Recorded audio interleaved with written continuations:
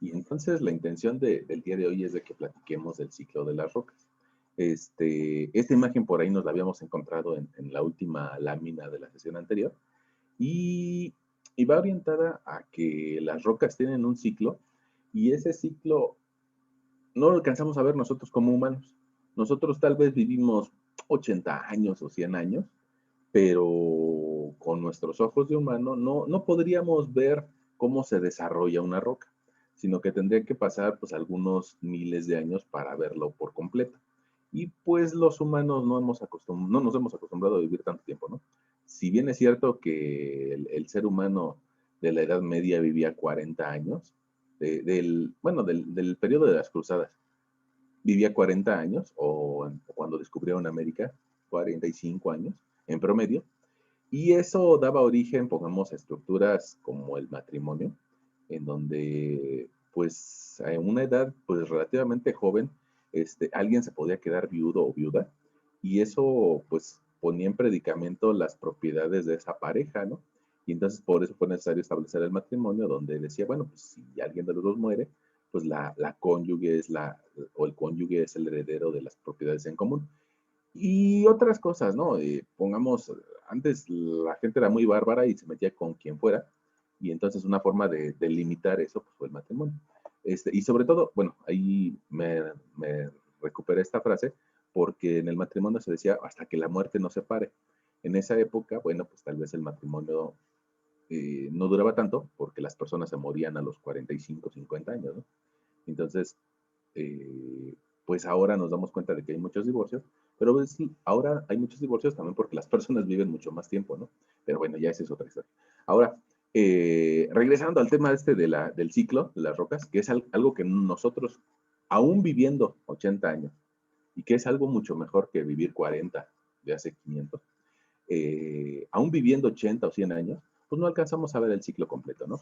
Y entonces este ciclo completo, pues intervienen pues muchas cosas en el ciclo. Podríamos, como es un ciclo, empezarlo donde quisiéramos, ¿no? O sea, empezar a platicar de él donde quisiéramos.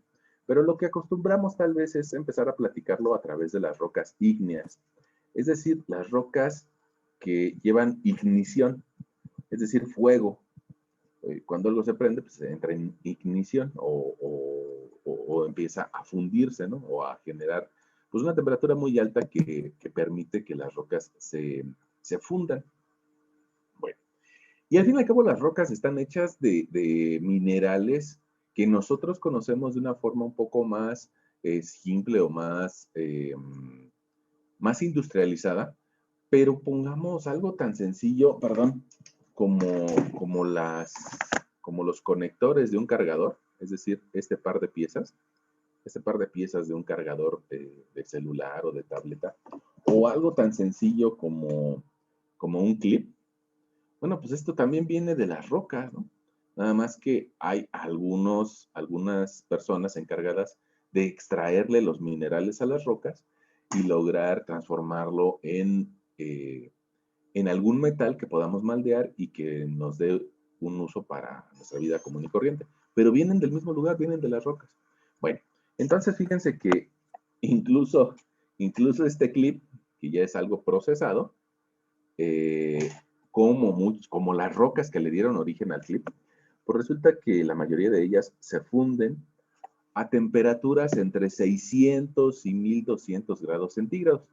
Algunas pues requieren tal vez 1400 grados centígrados, pero algunas, les digo, en 600, en 700 grados centígrados ya se están fundiendo.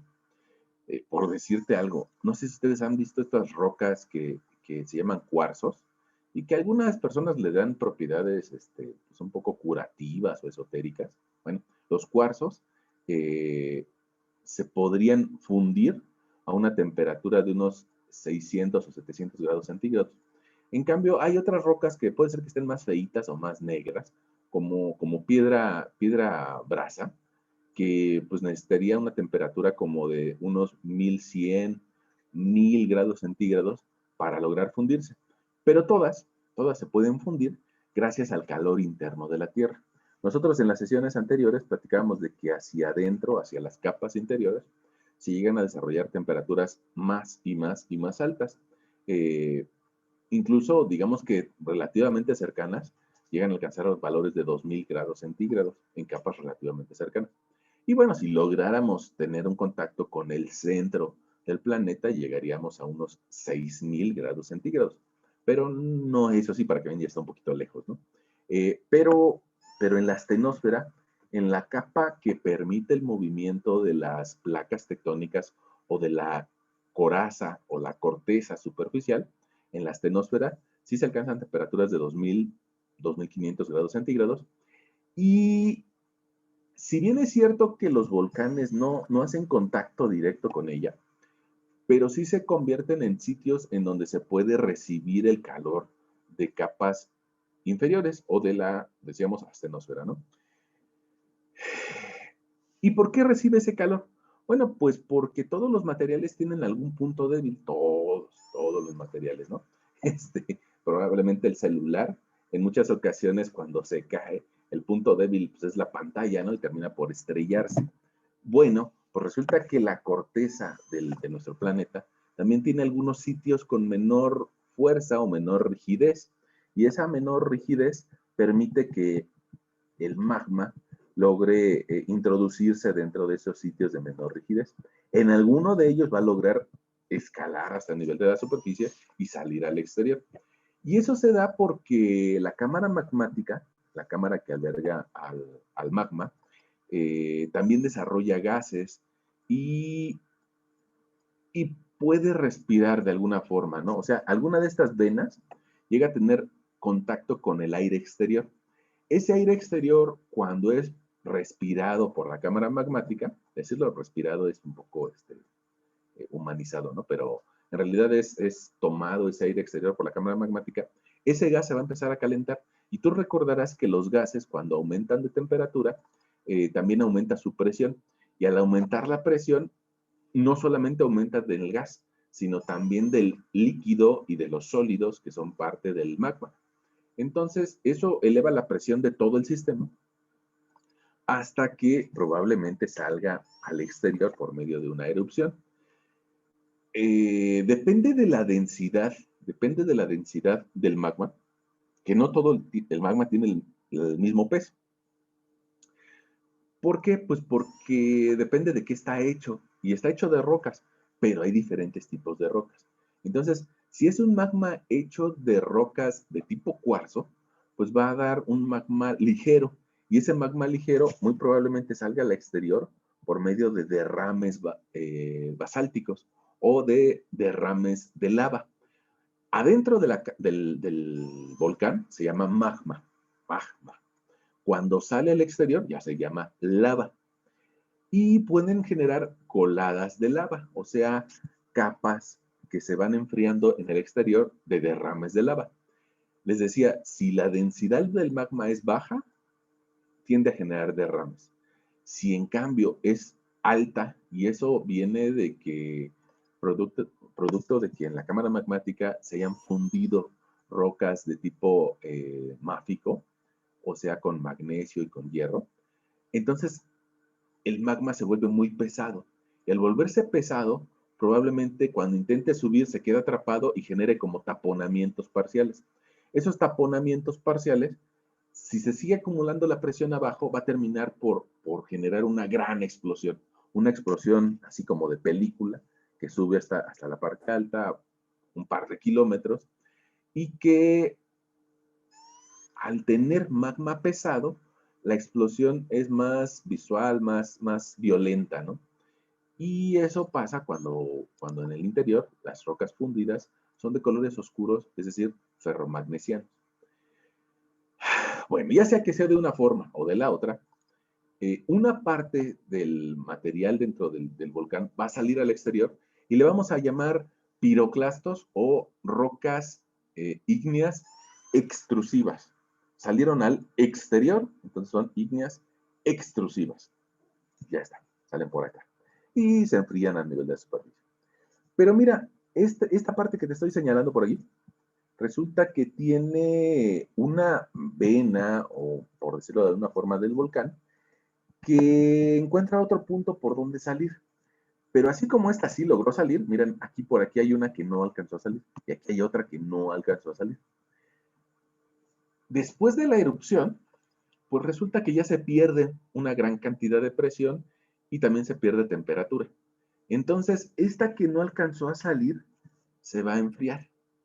Y al enfriarse adentro del volcán o adentro de la estructura de la Tierra, pues va a generar también una roca, pero una roca que se enfría adentro.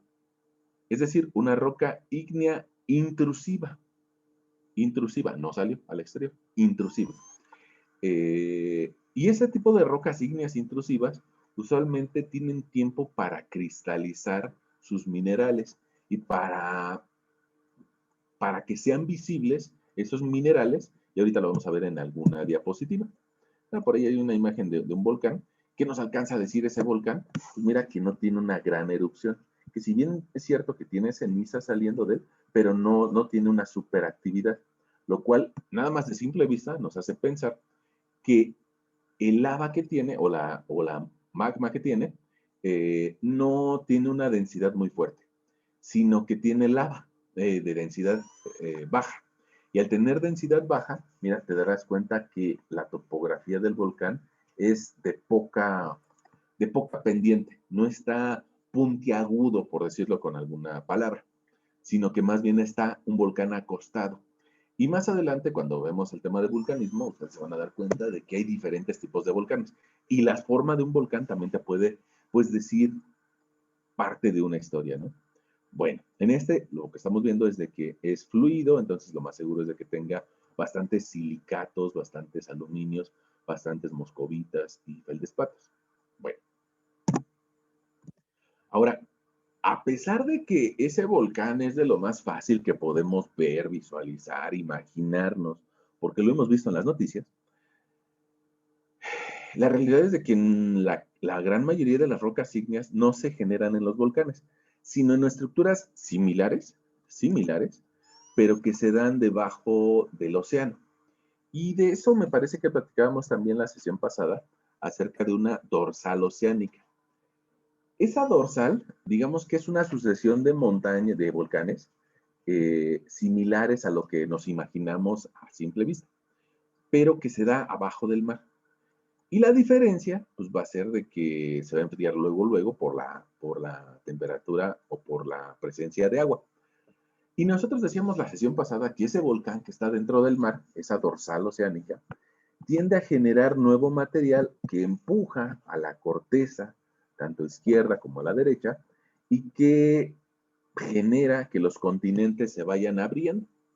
Es decir, esas dorsales oceánicas en medio de América y Europa, o en medio de Sudamérica y África, hace que año tras año los continentes se vayan alejando, pues del orden de unos 4 o 5 centímetros por año, dependiendo de la zona, ¿no? Eh, bueno, y esa dorsal oceánica tiene el mecanismo de trabajo, de acción, como el que ves en la parte baja de la imagen. Todas las imágenes son del Tarboc, ¿eh? Yo no las hice, nada más las tomé para platicar. Eh, bueno, fíjate, aquí estás viendo que una parte del ascenso del magma se va a dar en el punto donde está más débil, la corteza. ¿Y por qué está débil? Pues porque el bloque que se acaba de hacer hace tal vez unos 10 años, 15, 20 años, pues resulta que tiene una rigidez menor que lo que tenemos formado hace 50 años o hace 70 años o hace 200 años. Entonces, en la parte central, digamos que al encontrar esa rigidez menor o ese material todavía con poca densidad, pues el magma encuentra un punto por donde salir al exterior. Y ese punto donde salir al exterior, a la hora que tenga contacto con el agua, se va a enfriar y va a generar un nuevo punto débil donde va a poder seguir saliendo el magma dentro de algunos años, ¿no? Llámese 5 o 10 años o, o, o menos tiempo. Bueno, ahora, este tipo de regiones se llaman rifts y ese rift va replicando la corteza hacia un lado y hacia el otro. Eh, Cuando la va replicando, la va repellando hacia el fondo, pues va a tener que en algún lugar morir corteza, así como en este sitio está creando corteza y creando nuevas rocas. Bueno, en otro sitio del planeta va a morir y esa Esa muerte de la corteza se va a dar por un efecto de subducción, es decir, en algún lugar se va a encontrar con restos de corteza de otro sitio o de otra placa tectónica y la va a lograr meter adentro de la astenosfera o dentro del manto y va a terminar por fundir estas rocas. Y bueno, probablemente esa sea una forma de reempezar o reiniciar el ciclo. Es una forma, pero hay otras. Bueno, ahí donde se mete una parte de la placa se genera una fosa o un pliegue bajo, ¿no? Enfrente de las costas nosotros de Guerrero, de Michoacán y de Oaxaca, tenemos la fosa de Guerrero. Tienen una mayor profundidad que el resto del océano o que la zona de costa o que la plataforma continental, tiene una menor profundidad, pero pero digamos que no tiene la profundidad de medio océano, ¿no? Decíamos nosotros la vez anterior que tal vez una profundidad media del océano andará en unos 3.8 o 4 kilómetros de profundidad. Habrá sitios como estas fosas que sí podrían alcanzar más profundidad y que no la conocemos, y que no la conocemos. Decíamos que la gran mayoría del océano que conocemos es lo que es todavía visible con, con luz solar, con energía solar. Más abajo no conocemos gran cosa porque también pues ni llega la luz solar, el estar mandando tubería tan profunda pues también tiene costos elevados y que solamente si se llega a hacer es para fines de extracción de petróleo, ¿no? Bueno, y ya ven que las energías de petróleo no están bien valoradas últimamente. Bueno, eh, ahora, este proceso de formación de rocas ígneas, ya sea en volcanes o en la dorsal oceánica, nos va a dar como consecuencia rocas ígneas, rocas que pasaron por el fuego. Decíamos nosotros que unas enfriaron adentro de la Tierra, adentro de la cámara magmática. Y eso significa que van a generar este tipo de estructuras, ¿no? Este tipo de rocas, de las que a simple vista, mira, aquí tienes un lápiz, a simple vista podemos ver como granitos de la roca. Y probablemente por eso, pues hay rocas que se llaman granitos. Ahora, eh, ¿esos granitos de qué son? Son granitos que podemos observar a simple vista. Probablemente tú hayas visto la roca granito como, como parte de un acabado de algún edificio, pues con cierto nivel, con cierto lujo, ¿no? O en algún baño o en alguna cocina, el granito. Bueno, eh, te digo, lo que podemos observar a simple vista son granitos, algunos de color oscuro, algunos de color claro, algunos de color rosa. Bueno, ¿eso qué nos indica? Que hay minerales ahí adentro. Probablemente no del tamaño requerido como para poder extraerlos y darle un uso, como decíamos, dentro de un clip, ¿no? O sea, probablemente ahí, en ese granito, sí existan algunos pedacitos de aluminio, algunos pedacitos de hierro, pero no, que no valen la pena tratar de sacarle el material como para generar un clip. Eh, ¿Por qué? Pues porque son muy chiquitos. Ya habrá otras rocas en donde veamos cristales más gruesos, de donde sí podríamos sacar pues material para otro uso, ¿no? Para una manufactura. Bueno, y la gran diferencia que hay entre las intrusivas, las que enfriaron adentro de la Tierra, de las extrusivas, de las que enfrían afuera, es de que en estas no alcanzamos a ver granitos. Mira, aquí ves una masa, pues que sí tiene algunos granitos, pero muy chiquitos, y en general de un solo color, ¿no? En general. Ahora, lo mismo pasa, pongamos, con este basalto, ¿no? En la parte de arriba alcanzamos a ver granitos, en la parte de abajo no. Vemos por decirlo de alguna forma, una piedra más fea, por decirlo de alguna forma, una piedra, pues que no nos seduce de forma visual, que la vemos y decimos, pues es una roca fea. En cambio, el granito, como que dices, mira, esta está bonita. Y es tan bonita que alguien la corta con algunas características, le da una faceta y la coloca dentro de un baño, la coloca dentro de una cocina. Es más apreciada visualmente. Una intrusiva, ¿no? Ahora, ¿por qué genera los granitos? Pues digamos que porque tuvo tiempo para que lo que era magma, porque quedó adentro de la Tierra, lo que era magma, al irse enfriando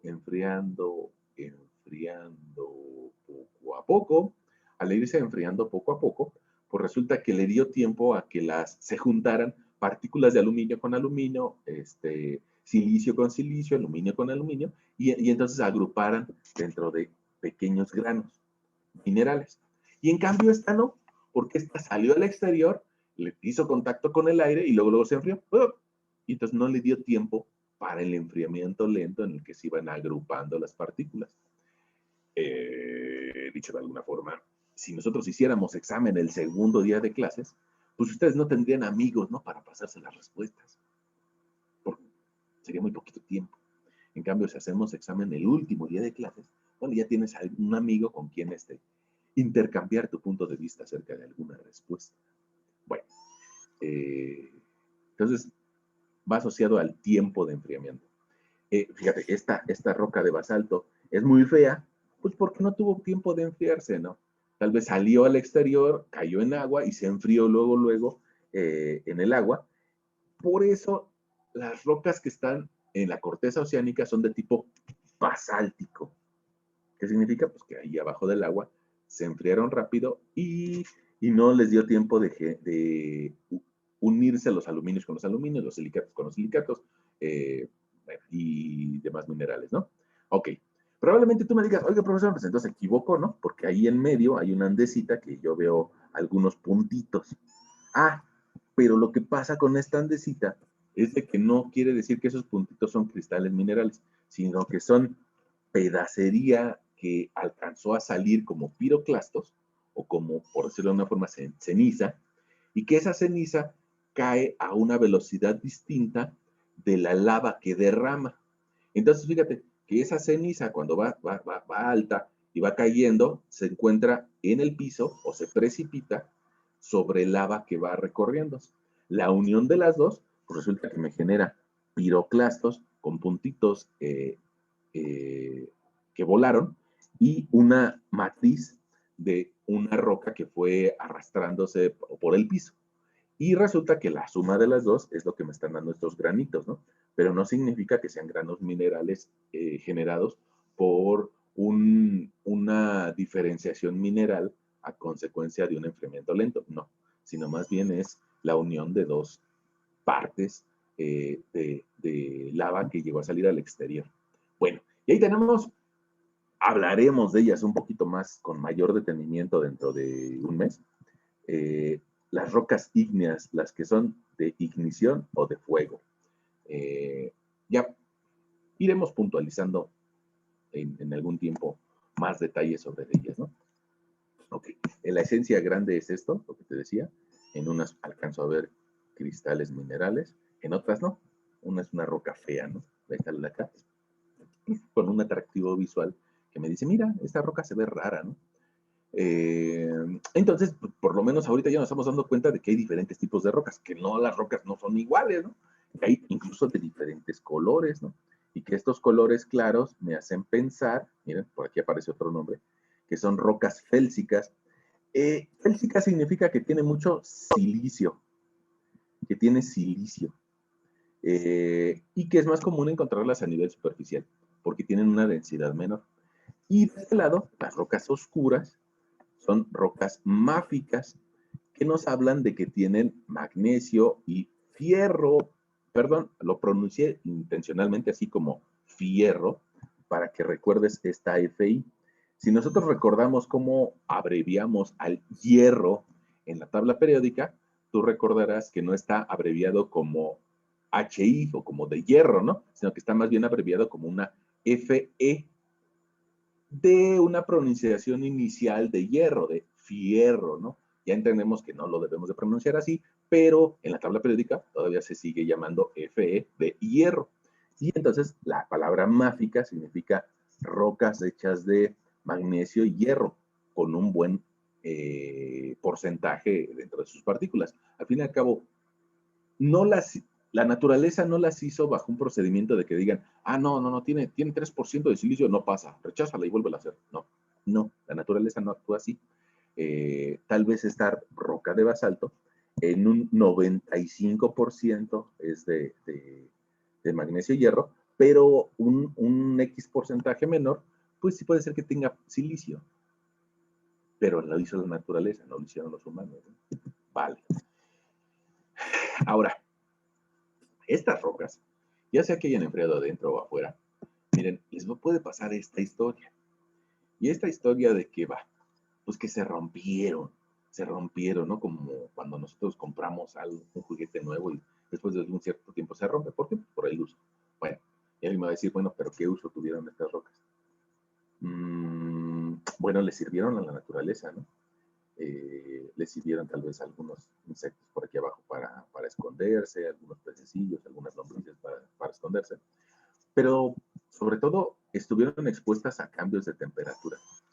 Y al estar expuestas a esos cambios de temperatura, nosotros hoy en la mañana estábamos tal vez a 9 grados centígrados y por la noche, o a mediodía, perdón, a mediodía probablemente la temperatura llegue a unos 29 o 30 grados centígrados en la zona donde vivimos, ¿no? En la zona central del país.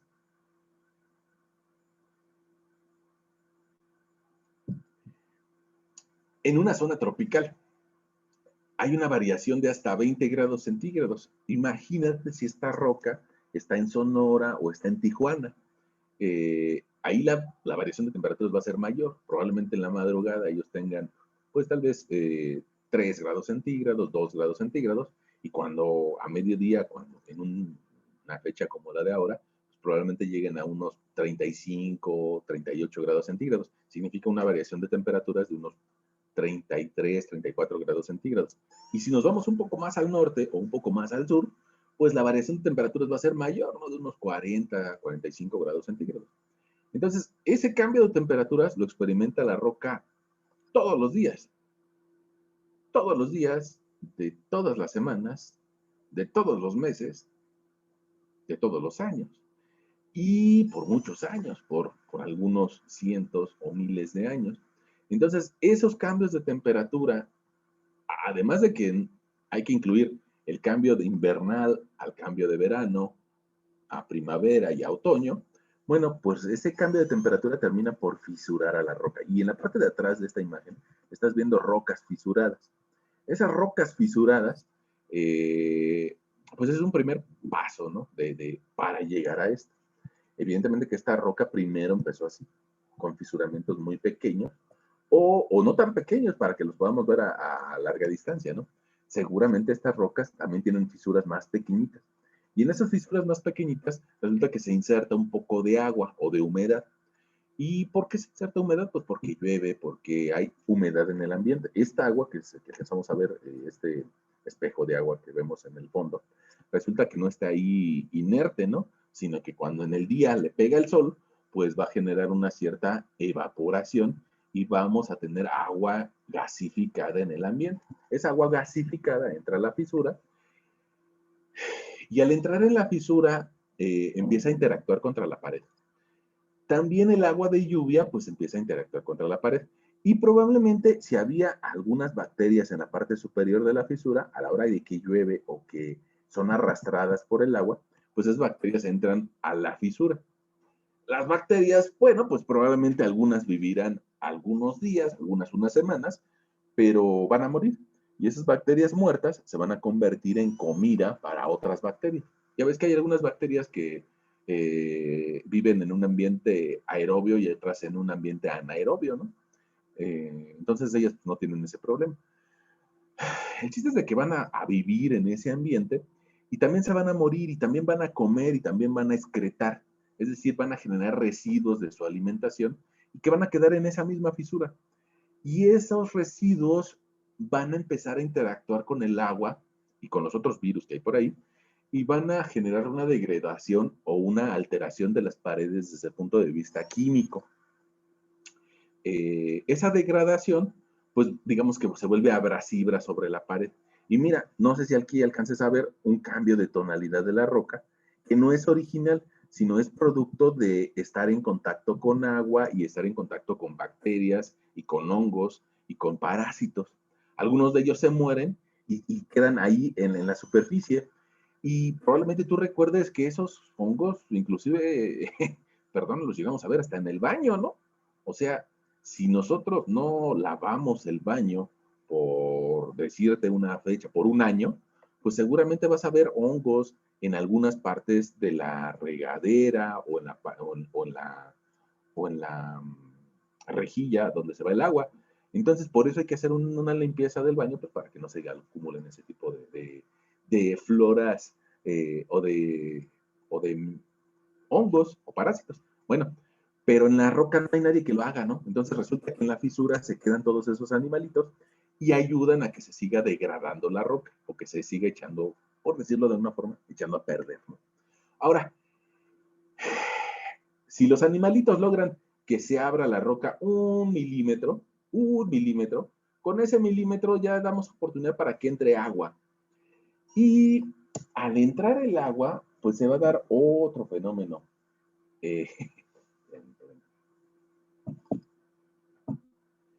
Al entrar el agua se va a dar otro fenómeno que me gustaría que observaras, que tú experimentaste cuando eras niño, ¿no? Cuando tú eras niño, lo más seguro es de que hayas metido en alguna ocasión, yo recuerdo, tal vez un frutzi, ya ves que no son muy gorditos, pero son así más o menos, ¿no? Los frutzis. Algún frutzi al congelador. Y probablemente si metiste tu frutzi al congelador, pues porque los niños dicen que sabe más rico, lo que sea, o porque experimentan, o porque les gusta, o por lo que quieran. Bueno, lo meten en el congelador y se dan cuenta después de algunas horas o al día siguiente de que la tapita del frutzi como que no resistió la expansión, como que está botada la tapita. Y también nos damos cuenta de que el cuerpo del frutzi como que se hizo un poquito más gordito, como que se ensancha. Ah, y entonces eso nos dimos cuenta de niños y dijimos, y probablemente le preguntamos a nuestros padres, ¿no? Oye, papá, ¿y por qué se hinchó el frutzi? Y nos dijeron, pues, no sé, pero ya tómatelo, ¿no? Ya, deja de preguntar. Bueno, la realidad es de que a 4 grados centígrados el agua experimenta un incremento de volumen, se expande, sufre una expansión el agua a 4 grados centígrados. Y eso también le pasa a nuestros hielos. Ahora, pues tal vez que ahora que ya somos adultos, ya no metemos frutas del congelador, sino que ya metemos una rejilla donde congelamos hielo. Y, es decir, congelamos agua, ¿no? Bueno, y probablemente tú me digas, pero ¿por qué no le pasa lo mismo a los hielos? No, sí le pasa lo mismo. Si somos un poquito observadores, te darás cuenta de que esos hielos, ya que están formados y que los queremos sacar, bueno, pues resulta que experimentan una presión contra las paredes y eso hace que estén como apretados cuando los queremos sacar y no puedan salir tan fácilmente. Lo que nosotros pues, tal vez ahora hacemos pues, es de que tratamos de generarle un movimiento a la placa para lograr romper esa estructura, es decir, lograr una deformación de la placa y esa deformación de la placa nos permite extraer el hielo, pero el hielo sí experimenta una presión hacia los lados, ¿no? Nada más que las plaquitas con las que hacemos esos hielos pues, están diseñadas para que lo resistan, ¿no? Y el frutzi, ¿no? Bueno, ahora, ¿qué le pasa a la roca? Bueno, pues que la roca que tenía una fisurita por donde entró el agua, en algún momento de los miles de años que lleva, o de los años que lleva en la Tierra, en algún momento se puede congelar. Porque no es tan difícil imaginarse eso, ¿no? O sea, nosotros año tras año, y a pesar de vivir en una zona tropical, año tras año, pues un día del año, por ahí de los primeros días de enero, probablemente lleguemos a ver escarchita encima de los autos o algún día llega a caer granizo y ese granizo probablemente haga que el agua que está dentro de la roca se congele. Y si se congela, pues va a experimentar este cambio de temperatura o esa expansión térmica y va a lograr empujar a una parte de la roca y empujar a otra parte de la roca en otro sentido. ¿Y qué tiene como consecuencia? Pues esto, ¿no? Termina por fisurar a la roca, a generarle una fisura más grande. En esa fisura más grande, no necesariamente se va a explotar así, pero en esa fisura más grande probablemente pase esto de acá, que es que caigan algunas semillas de alguna planta. ¿Quién lleva las semillas de la planta? Pues algún insecto o algún ave. Ya ves que una mariposa anda volando por ahí y se para encima de alguna flor. Y al pararse encima de la flor, en las patitas se lleva polen o algún ave come algún fruto y en el excremento llega a llevar polen o semillas a esas fisuras. Bueno, pues que ese polen o esas semillas empiezan a germinar hasta que generan pues pequeñas plantitas que todos hemos visto alguna vez en medio de una banqueta. Probablemente no hemos sido observadores y no nos hemos preguntado el por qué y el para qué de esa vida, pero sí hemos visto que en la banqueta a veces pasa esto, a veces pasa el crecimiento de pequeñas plantitas. Esas pequeñas plantitas, pues para nosotros en muchas ocasiones son insignificantes y no nos requieren mayor atención, pero en algunas otras cosas sí se vuelven importantes, ¿no? Y pueden empezar a crecer. Y mira, esta que vies en la parte superior derecha de la pantalla, pues ya tiene unas dimensiones un poco más grandes. Y va a empezar a echar raíces. Y esas raíces, pues ayudan a que la roca se siga abriendo. Y si se sigue abriendo, pues resulta que aquí puede entrar más agua, puede entrar incluso lombrices, pueden entrar escarabajos, anélidos, bacterias, bueno, y de todo, ¿no? Y todos ellos, incluyendo los escarabajos, incluyendo las lombrices, algún día se van a morir, incluyendo probablemente las raíces, ¿eh? Algún día se van a morir. Y, y eso va a ocasionar que sirvan de alimento para otros organismos. Bueno, ahora, probablemente tú hayas visto que en alguna ocasión algún árbol tiene raíces tan buenas y tan largas que se llegan a meter debajo de la banqueta, ¿no? Y en algunas ocasiones las raíces de los árboles llegan a levantar la banqueta. Fíjate, y eso que, pues un árbol no tiene tanto tiempo, ¿no? O sea, un árbol tendrá 10 años, 15 años, 30 años. Bueno, y ya lo podemos ver que está levantando la banqueta. Imagínate si le damos la oportunidad de actuar a la naturaleza por 100 o por 1000 años. Bueno, pues evidentemente que es más fácil para ella generar fisuras, porque nadie te asegura que esta plantita, alguna de sus raíces esté pasando por aquí, allá abajo, y que esa raíz pues también ayude a que se siga fisurando. Bueno, ahora, ¿tiene como consecuencia eso? Bueno, pues que estas plantitas empiezan a echar raíces hacia adentro y empiezan a degradar el material superficial. Y te darás cuenta de que un macizo que originalmente era rocoso, sano, bueno, empieza a degradarse al tener contacto con el exterior en la zona más alta y termina haciendo esto, ¿no? Termina incluso, pues, permitiendo que vayan bajando polvito. Y el polvito que va bajando por las fisuras, pues termina siendo esto, esta imagen que ves por acá. Entonces, lo que era una roca maciza se empieza a degradar en gravas.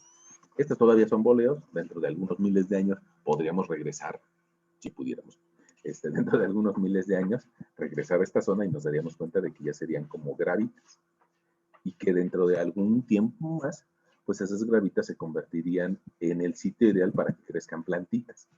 Perdón por el plantitas, ¿no? Además debería decir plantas.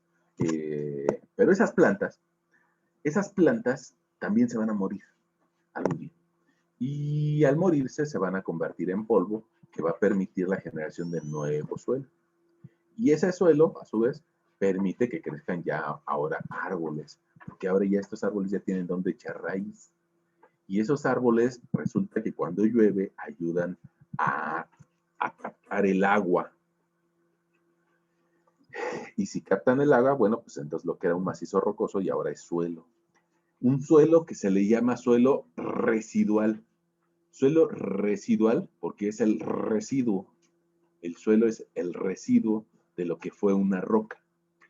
Ahora, este suelo residual, bueno, puede pasar dos cosas, que se quede ahí en el sitio o que el agua que pasa de forma superficial tenga una corriente lo suficientemente fuerte como para que lo arrastre, para que arrastre las partículas a otro sitio.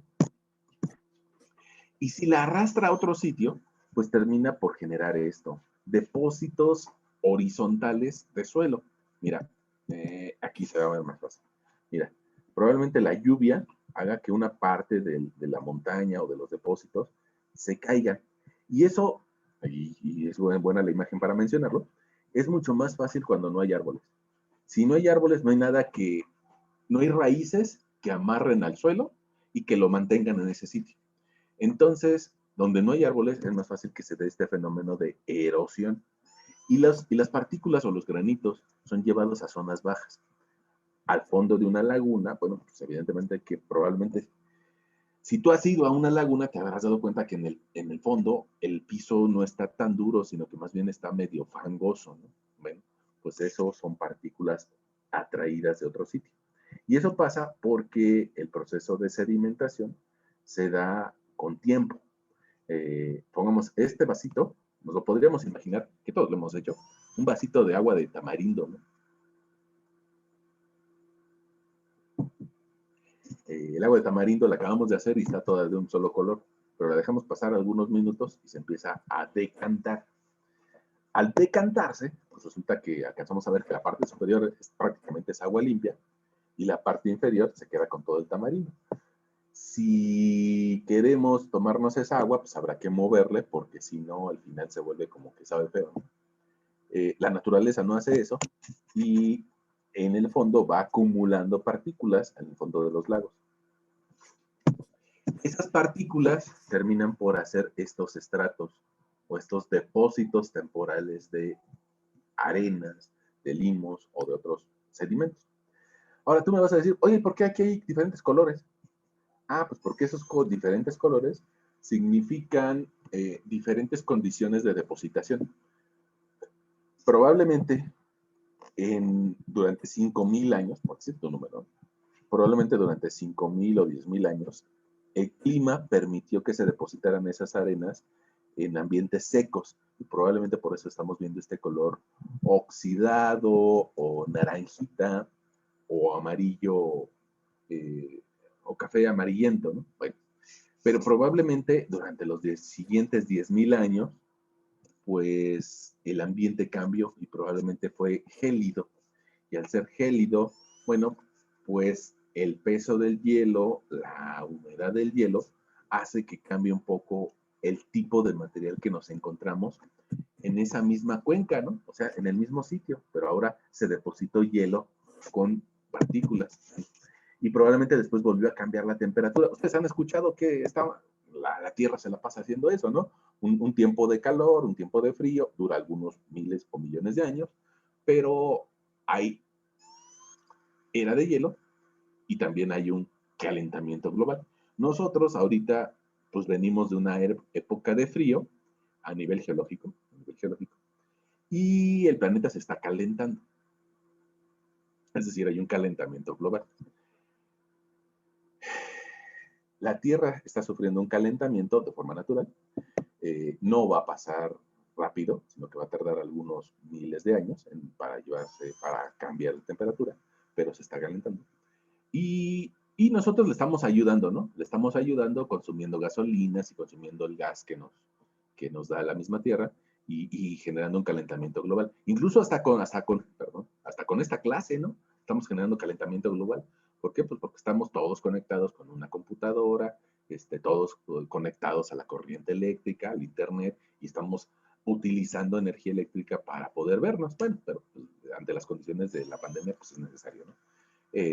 Tal vez alguien diría, bueno, sí, estamos generando un calentamiento, pero es menor al calentamiento que generaríamos las 30 personas o 20 personas que estemos ahorita reunidas, desplazándonos hasta la escuela, ¿no? O sea, gastando gasolina, gastando energía tal vez en el metro para llegar a la escuela. Entonces, si bien es cierto que ahorita estamos generando un calentamiento, probablemente al transportarnos de forma física generaríamos más. Bueno, el chiste es de que ese comentario sale para que entiendas el por qué cambian estos estratos. Cambian porque cambian las condiciones del clima en el cual se depositaron. Algunos 5,000, 10,000 años, y tal vez este cambio duró 2,000 años, y tal vez el siguiente cambio nada más duró 1,000, y entonces por eso dan diferentes espesores. Pero esos estratos llegan a ser muy importantes, o sea, de mucho espesor. Si alguien de ustedes tuviera la oportunidad de ir al Gran Cañón, pues vería algo más o menos como esto, ¿no? que es una sucesión de estratos sedimentarios y que podemos ver historia geológica en el sitio. Historia de muchos años depositando materiales. Fíjate, por aquí alcanzas a ver unos humanitos. Unos humanitos. Y comparado con el tamaño del depósito de sedimentos, pues resulta que es muy importante, ¿no? Ahora, ese depósito de sedimentos tan grande, pues va a tener alguna consecuencia. Y la consecuencia es de que va a tener una presión muy elevada hacia abajo. Y esa presión, pues bueno, la podemos calcular.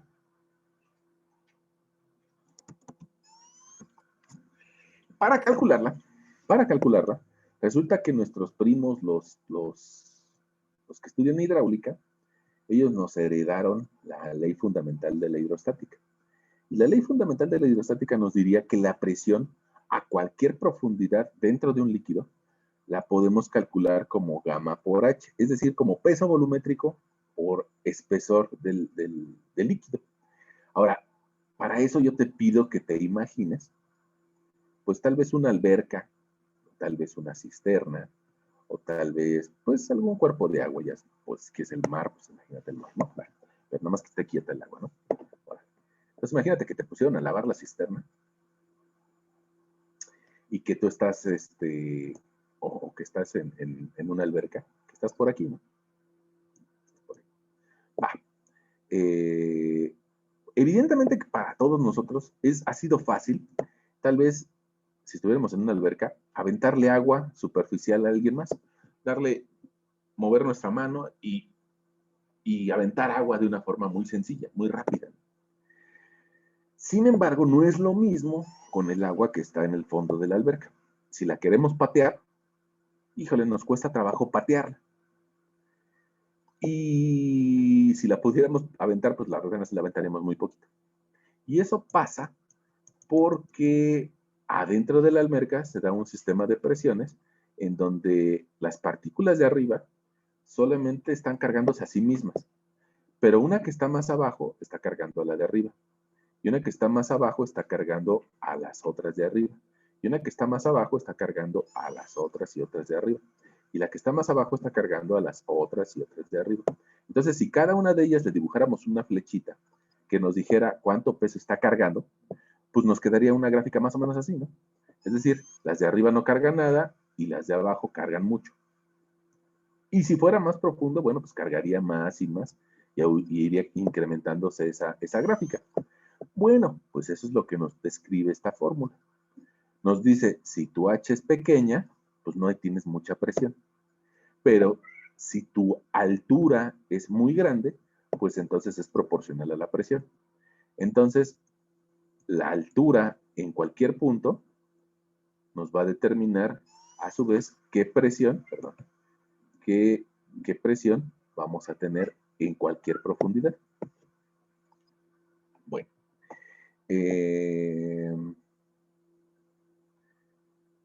Ahora, tú me vas a decir, bueno, pero ¿qué significa gamma? Bueno, pues gamma es el peso volumétrico. Y si se llama peso volumétrico, pues es una cantidad que relaciona al peso y al volumen. Es, digamos, una cantidad pariente o prima, esta que se llama peso volumétrico, es como que prima de la densidad. La densidad es una cantidad que nos relaciona la masa con el volumen. Y si te das cuenta, es muy parecida. Nada más que una relaciona pesos y la otra relaciona masas. Si yo te preguntara, oye, ¿cuánto es la densidad del agua? La densidad del agua es de 1 kilogramo por litro. Es decir, un gramo por cada centímetro cúbico. Y lo que es lo mismo, es igual a 1 tonelada por cada metro cúbico. Esas son densidades del agua. Y usualmente las utilizamos mucho más que el valor en sistema internacional. A pesar de que en realidad nada más nos está dando valores de masa. Pero desgraciadamente nosotros estamos acostumbrados a ello, a ir a la tienda y pedirle 1 kilo de jamón, ¿no? O una tonelada de cemento. Entonces, usualmente pedimos magnitudes de masa cuando deberían de ser de pesos. Entonces, fíjate que esas son densidades. ¿Qué podría hacer si yo quisiera saber el peso volumétrico del agua? Pues aplicar la segunda ley de Newton. Ya ves que la segunda ley de Newton nos dice que es masa por aceleración. Si yo quiero saber el peso, pues tengo la masa y la voy a multiplicar por una aceleración, pero que va a ser la aceleración gravitacional. Entonces, si yo multiplico esos valores por la aceleración gravitacional, voy a lograr obtener el peso volumétrico del agua. Es decir, 1 por 9.81, ya ves que la aceleración gravitacional es 9.81 metros sobre segundo al cuadrado. Bueno, pues resulta que mi peso volumétrico del agua va a ser 9.81 kilonewtons por cada metro cúbico. ¿Ok? Entonces, ahí ya está el peso volumétrico del agua. Si yo quiero calcular la presión que siente mi pie, la presión que siente mi pie al estar a una profundidad H de 1.5 metros, bueno, pues resulta que la presión la podría yo calcular como peso volumétrico del agua, te lo vuelvo a escribir para que no se nos olvide, gamma por H, es decir, 9.81 kilonewtons por cada metro cúbico. Voy a multiplicarlo por la profundidad de mi pie, ¿no? Tal vez 1.50 metros. ¿Okay? Entonces eso nos va a dar una presión de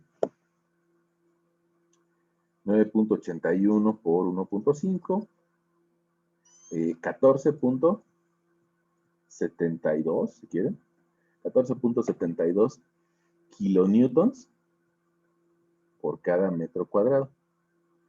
Pero probablemente tú recuerdes que un pascal es igual a un newton sobre metro cuadrado. Entonces, si ahora tengo 1000 newtons por metro cuadrado, pues esa cantidad también la podremos escribir como 14.72 kilopascales. Esa es la presión que siente mi pie al estar a unos 50 de profundidad debajo del agua. Probablemente alguien diga es mucho, es muy poquito, bueno, no sabemos, ¿no? Porque no lo hemos comparado nunca. Ahora, ¿qué pasaría si no lo expresáramos en esas unidades de kilopascales? Que es como también en muchas ocasiones pasa aquí en México, ¿no? En México, híjole, somos, y en otros países también, ¿eh?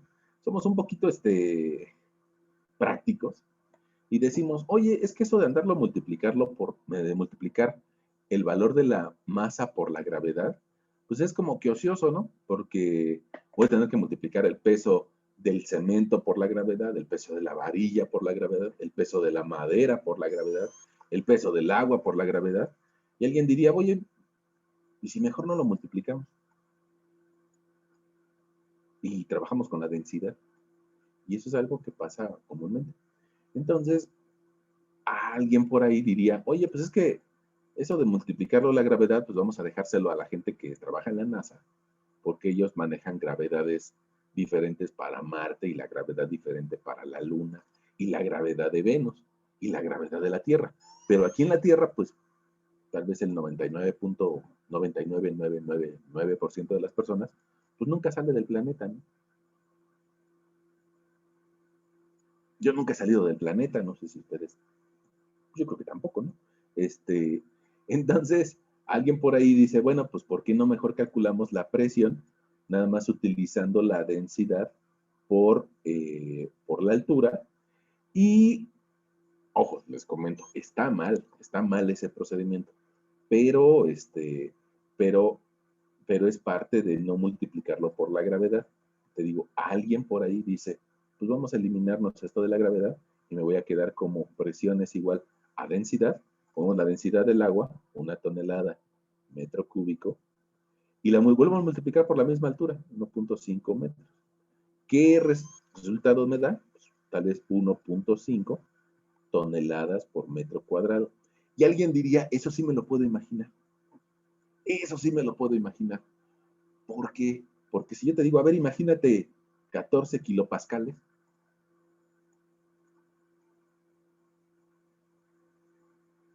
pues no me lo puedo imaginar. ¿Quién sabe qué será? Pero en cambio, si yo te digo, a ver, imagínate 1.5 toneladas en un metro cuadrado, probablemente eso sí me lo puedo imaginar. Y fíjate, te voy a llevar a eso, ¿no? Imagínate, 1.5 toneladas, más o menos es lo que debe de andar pesando una camioneta. Una camioneta. No sé si alguien le quiera poner alguna marca, pero tal vez si buscamos en Google una camioneta CBR, ¿no? O algo así. Y muy probablemente nos salga ese peso. Bueno, vamos a hacer uso de mi Google, ¿no? A ver.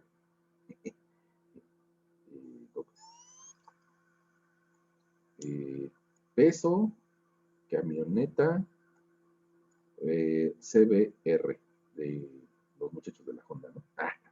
Lo tengo activado. Y lo bueno es de que Google sabe todo, ¿no? Entonces, miren, aquí le dije cuánto pesaba. Y mira, dice, una camioneta del 2018 pesa 1,456 kilos. O sea, casi 1.5 toneladas.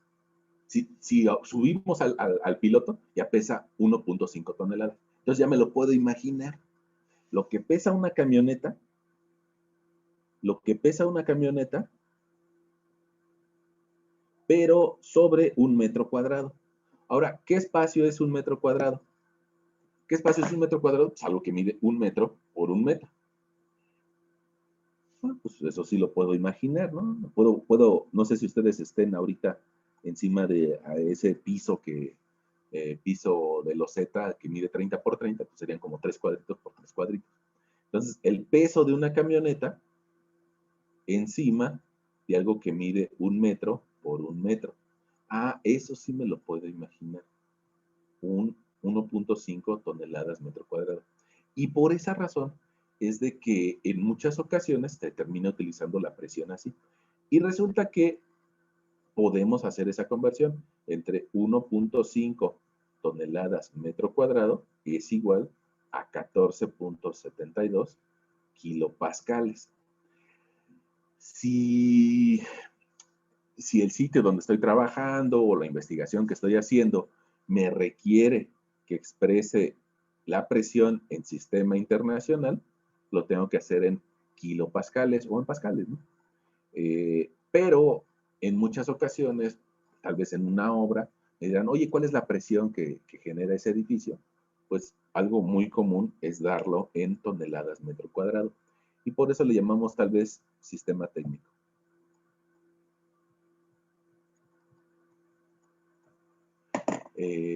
Deberíamos de estar utilizando kilopascales en nuestra habla cotidiana. Sí, sí, es la realidad. Deberíamos de estar utilizando kilopascales para referirnos a la presión. Pero honestamente ustedes se van a dar cuenta que la práctica común en muchas ocasiones sigue utilizando el sistema técnico en toneladas por metro cuadrado o en kilogramos por centímetro cuadrado, si es unidades de laboratorio, ¿no? Ahora, alguien me va a decir, bueno, y está todo dar, profesor, qué bueno, le agradezco la información, pero ¿y eso qué tiene que ver con nuestra clase, no? Ya se puso a hablar de cosas de camionetas y eso qué tiene que ver con la clase. Pues vamos a la clase. Miren, ¿eso qué tiene que ver? Bueno, tiene que ver con que yo les decía que los depósitos de suelo se van acumulando en una capa horizontal de arena y tal vez otra capa de arena, pero que se acumuló en otro cierto periodo, y otra capa de arena, pero que se acumuló en otro cierto periodo. Bueno, eso significa a su vez que los granitos que están a cierta profundidad están cargando a los de arriba. Y están cargando a los de arriba, y este está cargando más, y este está cargando más, y este está cargando más, y este está cargando más. Entonces se da una distribución prácticamente igual a la de la presión hidrostática. Y eso quiere decir que nosotros podemos calcular la presión a cualquier profundidad prácticamente con la misma fórmula de la presión hidrostática, prácticamente. Si somos un poquito más especializados, bueno, nos daremos cuenta que hay que hacer algunos ajustes, pero de forma por lo menos inicial, para empezar a tener contacto con estos temas, pues podríamos utilizar la misma expresión. Presión es igual a gamma por H. Les digo, cuando vayan ustedes tal vez en mecánica de rocas, cuando vayan en mecánica de suelos, se darán cuenta de que esa presión habría que hacerle alguna corrección a la fórmula. Pero ahorita yo creo que nos podemos entender bien así. Entonces, nada más la diferencia va a ser que tal vez una roca tenga una densidad o un peso volumétrico, una roca sedimentaria, como una arenisca, probablemente tenga una densidad, pues tal vez del orden de unas 2.1 toneladas por cada metro cúbico. Ahora, creo que lo escribí mal, lo escribí en densidad, ¿no? Entonces déjenme corregirme a mí mismo. Y tenemos densidad, lo cual significaría que si lo multiplicamos por la gravedad, nos va a dar un peso específico, un peso volumétrico. Si nosotros multiplicamos 2.1 por 9.81, nos va a dar un peso volumétrico de 20.60. En este caso serían kilonewtons por cada metro cúbico. Entonces, ya sea que lo calculemos nosotros la presión utilizando la densidad o utilizando el peso volumétrico, pues vamos a llegar a una cierta presión. Si lo hacemos como deberíamos en un sistema internacional, porque nuestro país es parte de la ONU y es parte del Tratado de Libre Comercio y debemos de calcular las cosas en base a un sistema internacional, incluyendo la gravedad, bueno, pues habría que multiplicar gamma por H, es decir, 20.6 kilonewtons por cada metro cúbico, por un espesor que corresponda al espesor de la arena. En este caso te lo voy a poner ese espesor. Ya ves los humanos que veíamos en la parte baja. Vamos a ponerle por aquí un espesor de 40 metros, ¿sale? Ese espesor de 40 metros, pues nos va a generar una cierta presión. Bueno, en este caso la presión sería 824.04 kilopascales. Pero pues otra vez no me lo imagino, ¿no? No me lo imagino, no me lo logro imaginar. Pues entonces vamos a calcularlo un poco como lo hacemos en nuestro país, ¿no? Que sería calcular la presión con la densidad de 2.1 toneladas metro cúbico sin multiplicarlo por la gravedad y lo multiplicamos por el mismo espesor de 40 metros, nos va a dar una presión de 80 toneladas por cada metro cuadrado. Bueno, hace ratito yo te dije, imagínate el peso de una camioneta, ¿no? Pero, pues tal vez esas 80 toneladas, te podría decir que nos lo imaginemos con el peso de un auto. Y para eso, mira, para que me crean, San Google, que sabe todo, le vamos a preguntar cuánto pesa un auto sedán, ¿no? Peso, Aveo. El otro era Honda, este es un Chevrolet. Fíjate, un Aveo pesa más o menos 1 tonelada, un poquito más de 1 tonelada, un poquito más de 1 tonelada. ¿Eso qué significa? La presión que sienten las rocas a 40 metros de profundidad debajo de esta arenisca es más o menos como la presión que significarían 80 autos encima de un metro cuadrado. Oh, pues es una presión alta, ¿no? Sí, es una presión alta. Bueno, esa presión alta, ¿quién me puede imaginar? 80 autos, imagínate, apilados, uno encima del otro, encima de un metro cuadrado.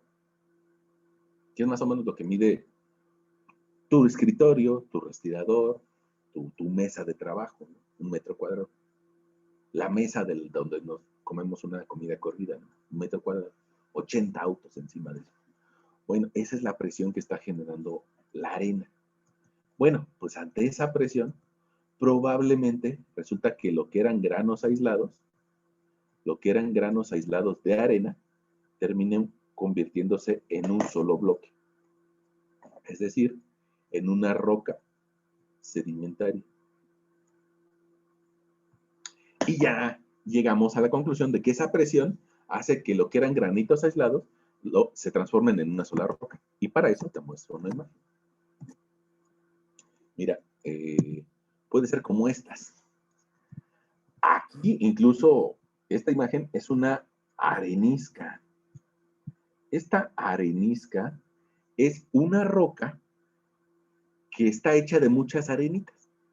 Es decir, que si yo me voy a este sitio, tomo un marro, un martillo, o un martillo de geólogo, y le pego a la pared, probablemente, mira, aquí ya le pegaron. Probablemente lo que obtenga sea una muestra de arenisca. Y esa muestra, si me la quedo viendo con un poquito de atención, pues me voy a dar cuenta de que esa muestra en realidad es la suma de muchas arenitas chiquitas, como las arenitas que nos encontramos cuando vamos a la playa, ¿no? O que alguien quiere construir. Bueno, esa arenita se puede juntar y hacer una arenisca. Y esa misma historia le pasa a las partículas que son a veces un poco más gruesas, como del tamaño de una grava.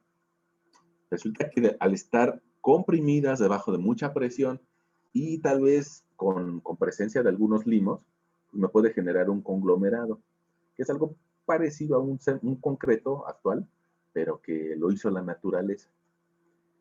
Y también, bueno, si esas gravas son angulosas, se va a llamar brecha. Pero así como de la arena, rocas similares se generan por tamaños más grandes, bueno, pues resulta que tamaños más pequeñitos, o sea, de tipo polvo, por decirlo de forma sencilla, de tipo polvo, me generan limonitas o lutitas, que son las rocas sedimentarias de la depositación de arcillas y limos. Bueno, entonces, esos son otro tipo de rocas sedimentarias, rocas hechas a partir de sedimentos. Bueno, pues resulta que esos sedimentos ya vimos por qué se acumulan, porque son arrastrados por el agua, porque son arrastrados por el aire, y tienden a generar este tipo de horizontes o estratos. De forma natural, y desde el punto de vista de la geología, esos estratos se depositan en ambientes horizontales, porque eso le pasa a tu agua de tamarindo, ¿no? Cuando se va sentando, pues resulta que el agüita de tamarindo tiende a formar una lámina paralela a la superficie de la Tierra, ¿no?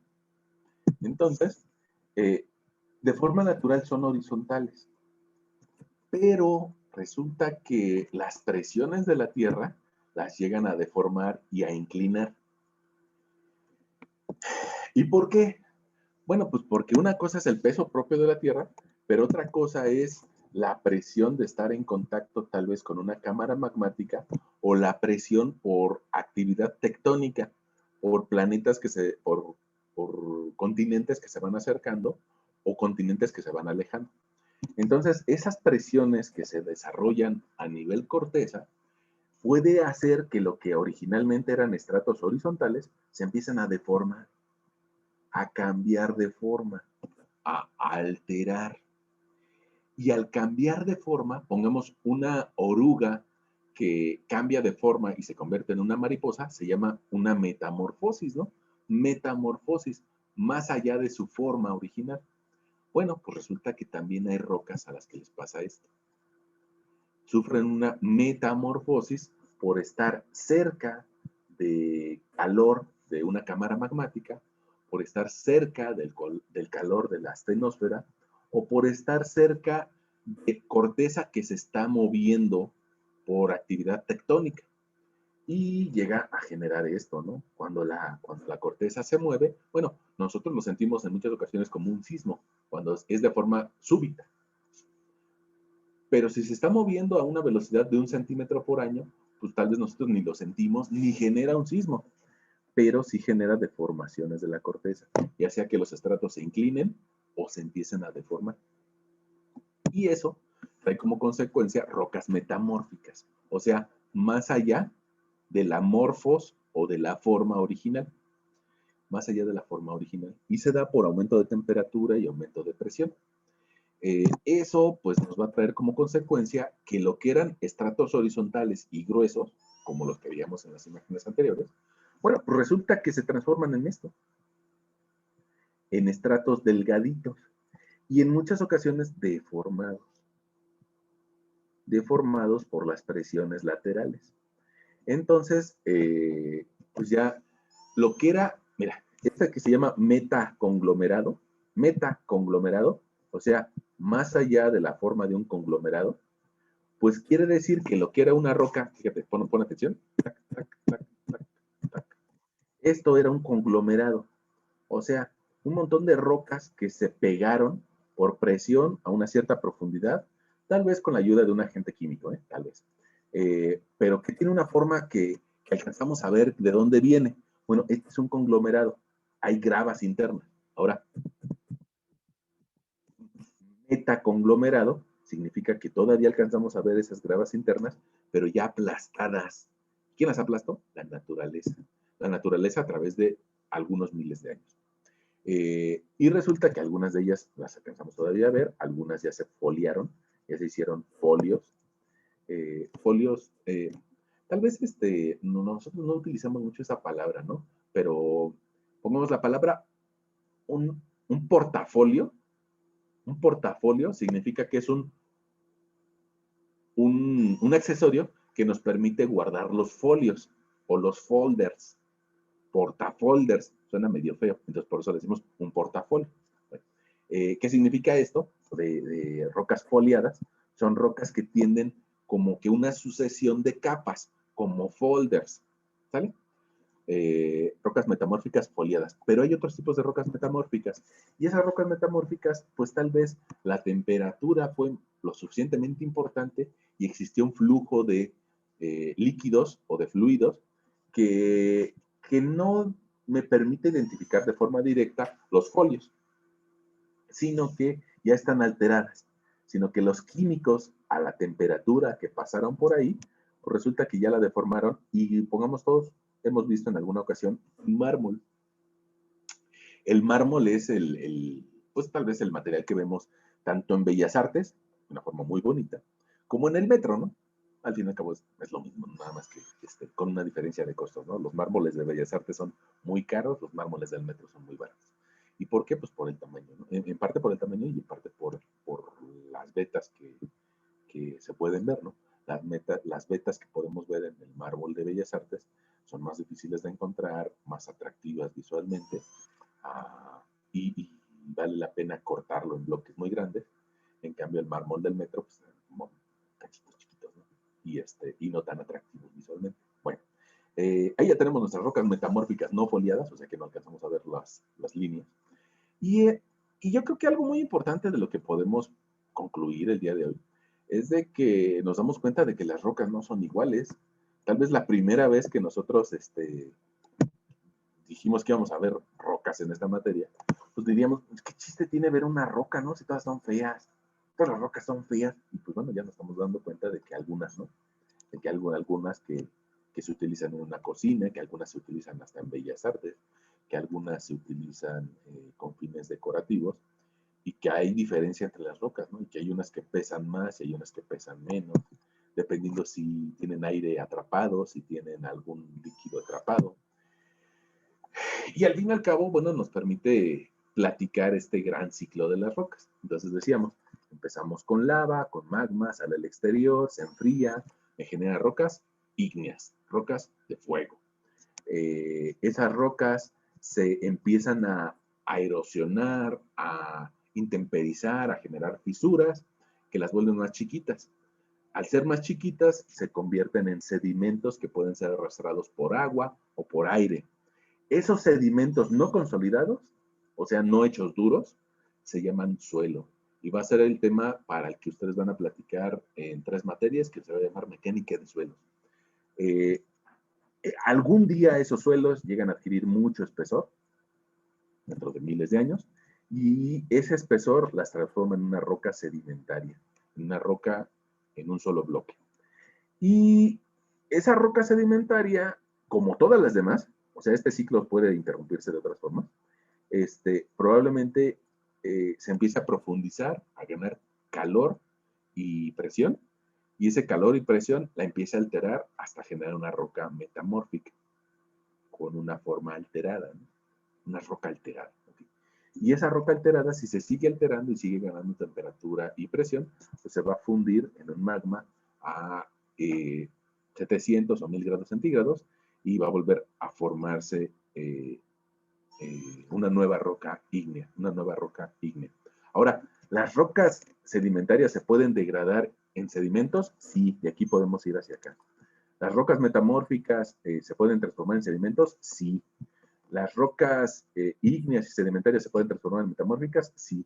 Entonces, no es una sola línea de acción del ciclo, sino que pueden existir variables, ¿no? Lo que en el ciclo del agua le llamaríamos sublimación, que pues tal vez sería el pasar de gas a sólido sin pasar por el líquido, ¿no? Pero pues, existen otros métodos. Bueno, y esa sería la historia de las rocas. ¿No la alcanzamos a ver nosotros? Pues no, porque nosotros vamos a vivir bien poquito, ¿no? Nosotros vamos a vivir apenas unos 80 años, tal vez 100, y de esos 80, pues tal vez yo ya me gasté la mitad, entonces pues con menos razón voy a poder alcanzar a verlo. Y ustedes, bueno, pues ya se gastaron unos 20, unos 18, y habrá que planificar los siguientes 60 para vivirlos bien, ¿no? Entonces, nosotros no alcanzamos a ver el ciclo de las rocas con nuestros ojos, pero sí con los ojos de la ciencia. Y para eso, bueno, pues podemos entender parte de este ciclo con la plática de hoy. Y algunas cosas las iremos puntualizando en los siguientes meses, porque pues una parte de nuestro programa es volver a hablar acerca de rocas ígneas y adentrarnos un poco a mayor detalle. Otra parte de nuestro programa es hablar de rocas sedimentarias y adentrarnos a más detalle. Y otra parte de nuestro programa es hablar de rocas metamórficas. Entonces eso nos llevará todavía una muy buena historia para identificar más diferencias de ellas y para que seamos tal vez capaces de identificarlas. Sería buenísimo que estuviéramos de forma presencial porque, bueno, pues de forma presencial uno les va pasando algunos ejemplos de rocas y ustedes lo van viendo de forma directa. Ahora, pues lo vemos con una imagen y nos hacemos una idea de ello, ¿no? Y va a requerir que muchos de ustedes, vean las rocas que hay a su alrededor, ¿no?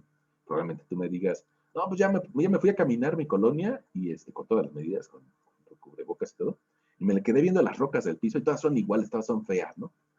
Bueno, pero alguien de ustedes se va a ir a dar una vuelta a la colonia, se va a encontrar una roca un poquito distinta y va a decir, miren, esta me llamó la atención, la voy a guardar y ahora que estemos en sesiones presenciales, la vamos a checar en el laboratorio y vamos a ver qué es.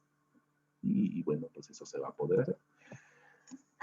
Y entonces nos damos cuenta de que no todas las rocas son iguales, que hay diferencias. Y bueno, pues ese es un buen inicio, ¿no? Ahora, pues no sé si ustedes tienen alguna pregunta por ahí, pues la tratamos de aclarar, ¿no? Si tienen alguna duda.